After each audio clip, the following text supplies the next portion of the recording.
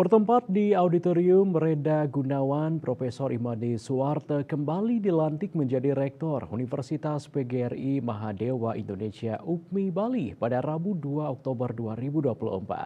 Pelantikan dilakukan oleh Ketua YPLP PT IKIP PGRI Bali, Gusti Bagus Arta Negara, yang ditandai dengan penyerahan tongkat komando.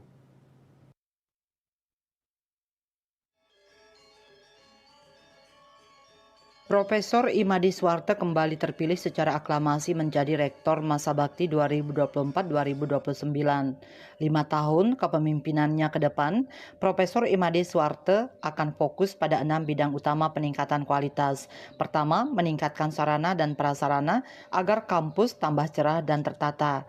Kedua, meningkatkan jabatan fungsional dosen, mendorong dosen meningkatkan kualifikasi diri dan jenjang karir akademik. Dilanjutkan ketiga, yakni meningkatkan kualitas pendidikan dosen sehingga semua dosen sudah bergelar doktor di akhir tahun. Profesor Imade Suwarte juga akan memprogramkan UPMI Bali meningkatkan akreditasi institusi dan prodi dari yang baik jadi sangat baik, dari yang sangat baik jadi unggul. Selanjutnya meningkatkan kesejahteraan pegawai dan dosen, serta terakhir yakni menambah prodi baru sesuai kebutuhan.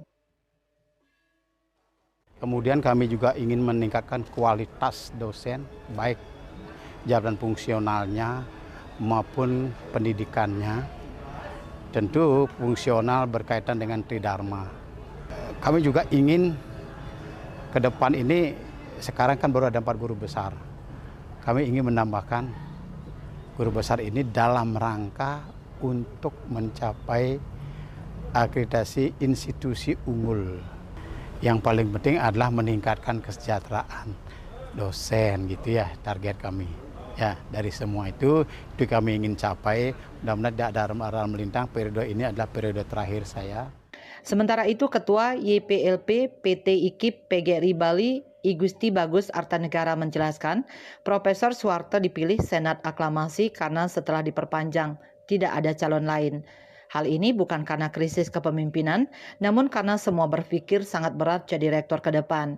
Yayasan melalui rapat pengurus menilai bahwa Profesor Suwarte mampu membawa gerbong UPMI Bali alami kemajuan.